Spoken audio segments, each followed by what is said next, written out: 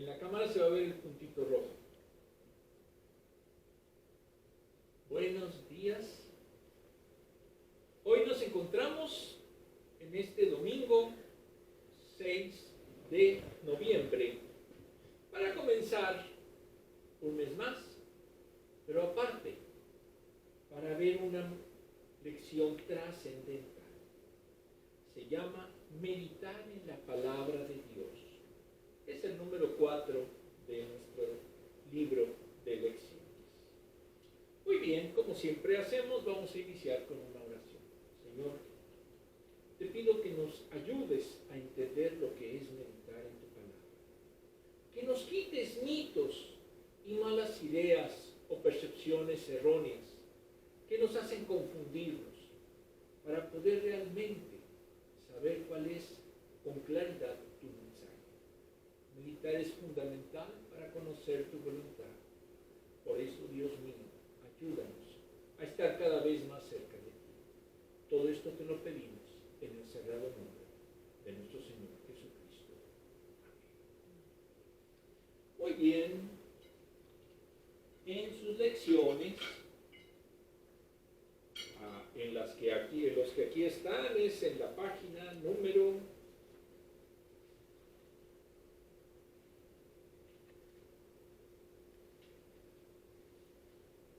92. Vamos a ver el autor lo que dice de este tema. ¿Cuál es la idea central?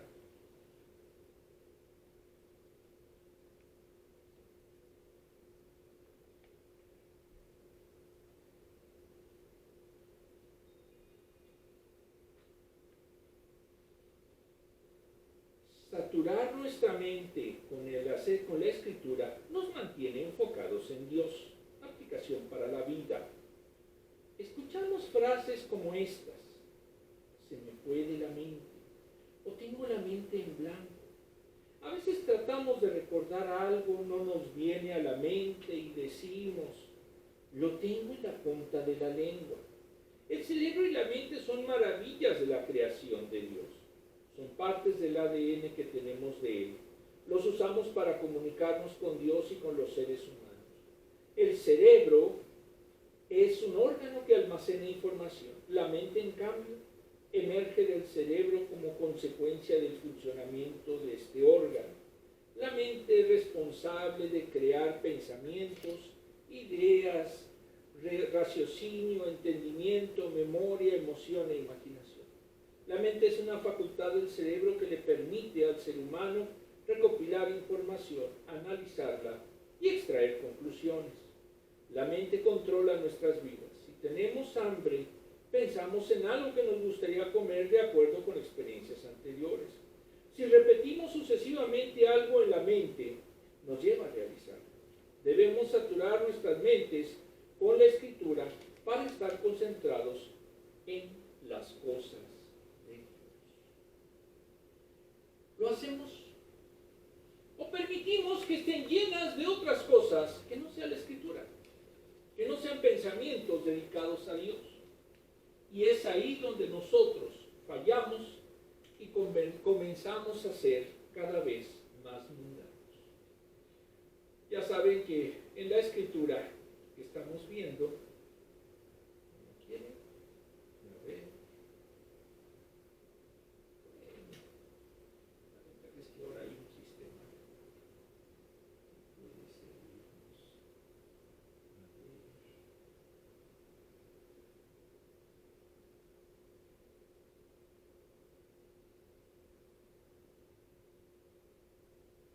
Muy bien. Sí se ve bien, ¿verdad? Perfecto. Muy bien. Salmos del 1 al 3. Del 1 al 3. Dichoso el hombre que no sigue el consejo de los malvados, ni se detiene en la senda de los pecadores, ni cultiva la amistad de los blasfemos.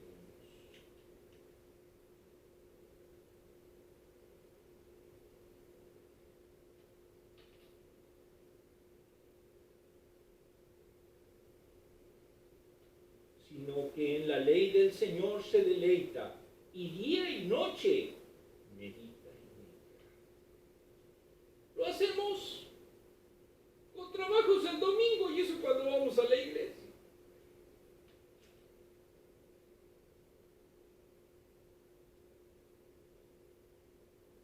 Es como el árbol plantado a la orilla de un río, que cuando llega su tiempo da frutos, y sus hojas jamás se marchitan. Todo cuanto hace prospera. Eso es una promesa.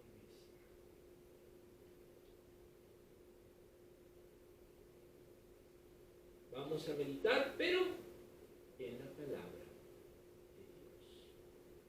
Vamos a ver el contexto.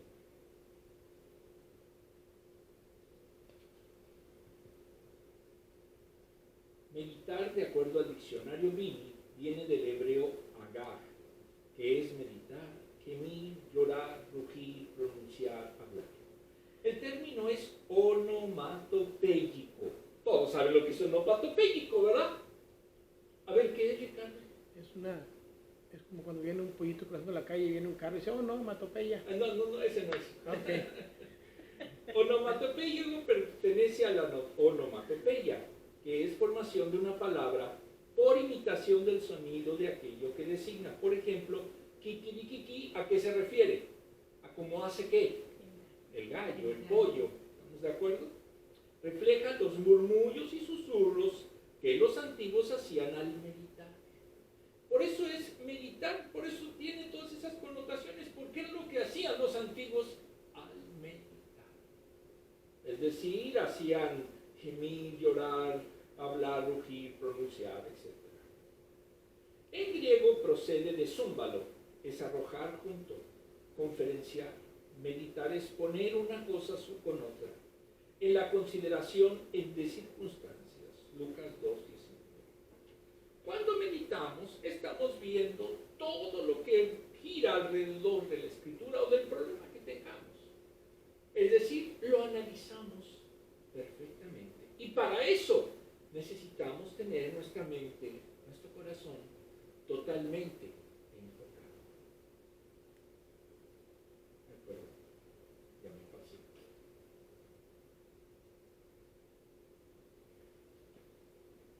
Desviaciones de meditar. El Atlas Universal de Filosofía de Editorial Océano nos dice que en el misticismo se elaboran técnicas de meditación para buscar el éxtasis. En la Edad Media los místicos cristianos se basaron en la privación sensorial, vivir solos en silencio y en una cueva solo se movían para comer. Actualmente se replica en salas de privación sensorial de los psicólogos, incluyendo ojos vendados en silencio. Tras pocas horas las capacidades intelectuales y lógicas, concentración y pensamiento sufren una drástica disminución. Entonces, lo que hacían los antiguos, los que se llamaban anacoretas, que se iban a las cuevas a meditar, pues en la realidad se desconectaban totalmente del mundo, pero esto, contrario a los que se piensa, da menos capacidad intelectual para realmente conocer algo. Entonces, no es lo que quiere el cristianismo. No piensen que así, yéndonos a una cueva, nos vamos a encontrar con Dios. Es más, van a ver lo que pasa por andarse metiendo eso.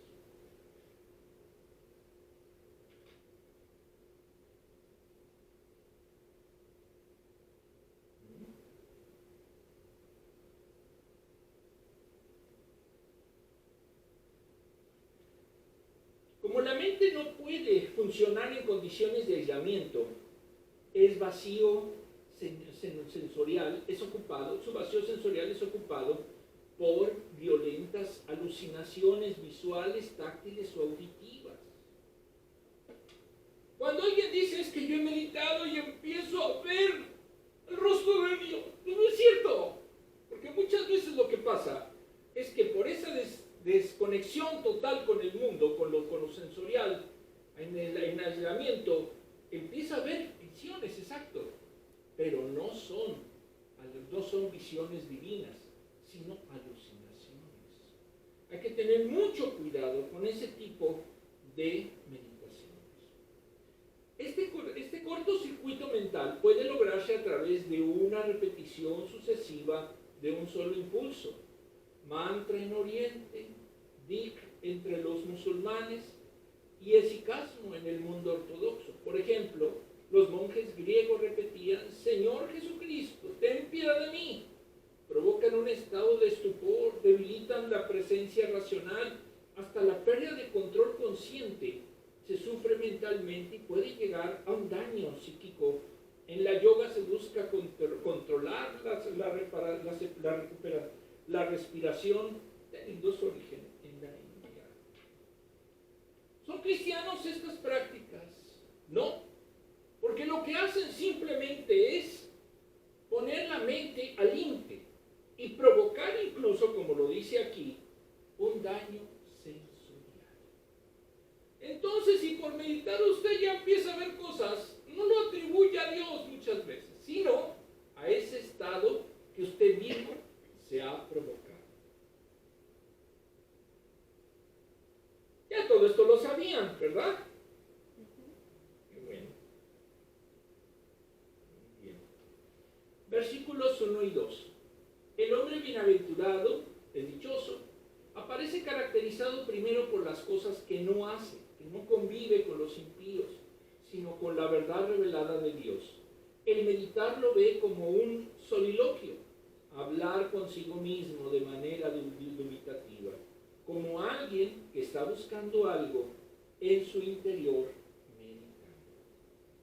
3. De acuerdo al diccionario de figuras de dicción de Francisco Lacueva, se utiliza un símil, de latín simile, semejante, expresa algo que tiene cierta semejanza con otra cosa, carece de pasión, es claro y ajustado a la realidad, pero frío y meditado. No necesita explicación alguna. En este versículo nos dice que el varón que medita en la palabra está seguro, protegido y cuidado como árbol plantado en un jardín o huerto privados junto a un río. Eso es básicamente la meditación que nos habla este salmo. No nos dice que busquemos un éxtasis, que nos vayamos allá a esconder a lo más alto de la montaña y ahí vamos a encontrar a Dios. Es cierto, así no es como se hacía incluso en el Antiguo Testamento. Perdón por quitar sus mitos, porque muchos están con la idea de que yo necesito irme y necesito despegarme de este mundo para realmente encontrarme con Dios. Y eso no es cierto. Desglose. En el libro que tienen ustedes, en la primera parte, ahí vamos a ver el desglose, nos dice: meditar en las Escrituras es una bendición. Bendición. La actividad positiva de la mente conduce a enfrentar la vida dependiendo de factores positivos. Las personas negativas traen desaliento. Necesitamos hacer compañerismo con gentes que tengan actitud positiva y así nos ayudan a confiar en las promesas de Dios. El Salmo 1 comienza con una actitud positiva. El dichoso, el que anda en los caminos del Señor, sigue a cristianos en los que se pueda depender. Sus amistades no andan por caminos mundanos, no se han contaminado con los que se burlan de los creyentes. Si meditamos, nos permite tener comunión con el Padre, el Hijo y el Espíritu, porque nos guían y nos ayudan a tomar buenas decisiones.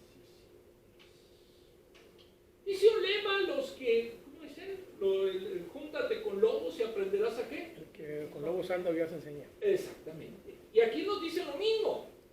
Para que nosotros tengamos una apacible forma de meditar, necesitamos juntarnos con cristianos, no con quienes no lo son o no se comportan como tales.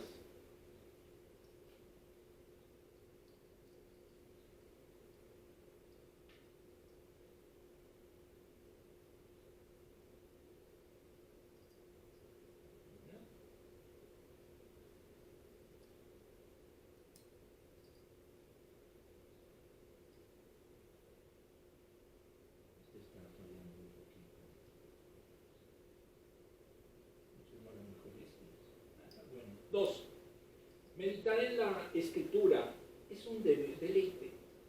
Nos deleita unas vacaciones en crucero por el Caribe. Esas hermosas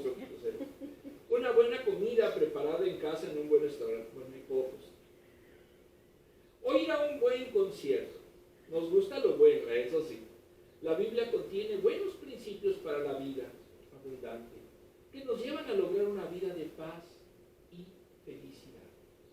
Nos deleitamos si ponemos como propósito agradar a Dios en todo, porque nos beneficiamos. El Espíritu Santo nos fortalece frente a tentaciones. El creyente feliz se deleita en la ley de Jehová, porque la ley enseña que las promesas de Dios son para los que lo aman y lo obedecen.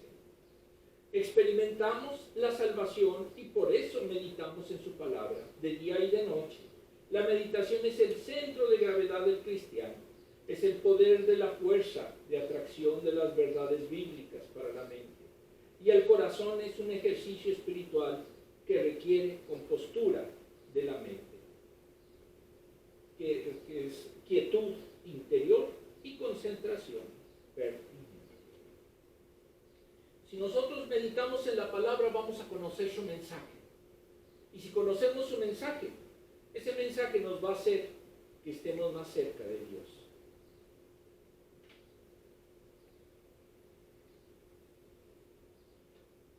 Tercero, meditar en la Escritura brinda buenos resultados. Toda acción tiene resultados. Si meditamos en la palabra, nos abstendremos de hacer lo malo y pondremos en práctica lo que es bueno y agradable a Dios. El que medita está plantado y arraigado en Cristo por medio de la fe. Da frutos de arrepentimiento en todo momento. Se interesa por los que están perdidos en el pecado. Siente misericordia por los pobres y los ayuda en sus necesidades. Ayuda a organizaciones que combaten enfermedades malignas. Perdona a los que los maltratan y hablan mal de él. Se goza en los que se gozan y sufre con los que sufren. Se involucra en los ministerios de su iglesia. Todo lo que hace prospera.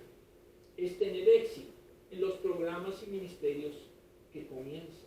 Por ejemplo, un ministerio de 3 personas en 3 años eran 100. Y en un trabajo lo retribuyen por su honestidad y dedicación. Y esto porque meditar en las Escrituras produce resultados positivos. Cuando meditamos en la Escritura nos da la guía para saber qué hacer. Cuando no meditamos en la Escritura, somos esclavos de nuestras pasiones y de nuestros vicios. Hay una gran diferencia entre verdaderamente ser hacedor de la palabra que meramente testigo o supuesto estudiante de la palabra. Lo real es que si nosotros meditamos, nos va a dar las armas para saber cómo comportarnos en todas las circunstancias de nuestra vida. ¿Lo hacemos? Nadie dijo nada, qué bárbaro. Ay, de plano. Vamos a tener que hacer una reeducación aquí intensa en lo que es aquí con los hermanos. Bueno. Preguntas. ¿Cómo usas tu mente diariamente? Hay veces todas las de Netflix, o las de HBO, o los cómics. ¿Y eso nos da fortaleza espiritual? Pues no, pero pues es muy entretenido. Me pongo a juntar cosas, a pulirlas, a colgarlas. ¿Y eso nos da madurez espiritual? Entonces, lo que necesitamos dedicar diario es un tiempo también para meditar la palabra. ¿Has meditado alguna vez en la Escritura? Bueno, aquí los hermanos sí. ¿Sí? Bueno, también mi esposa ha meditado la Escritura. Alabado sea el Santísimo.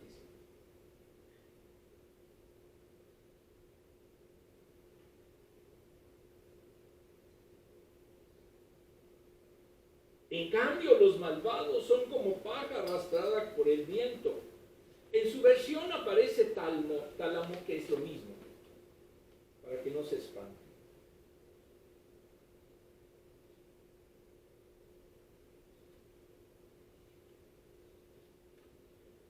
Por eso no se sostendrán los malvados en el juicio, ni los pecadores en la asamblea de los justos. Y esto también es una advertencia. Los que sean malvados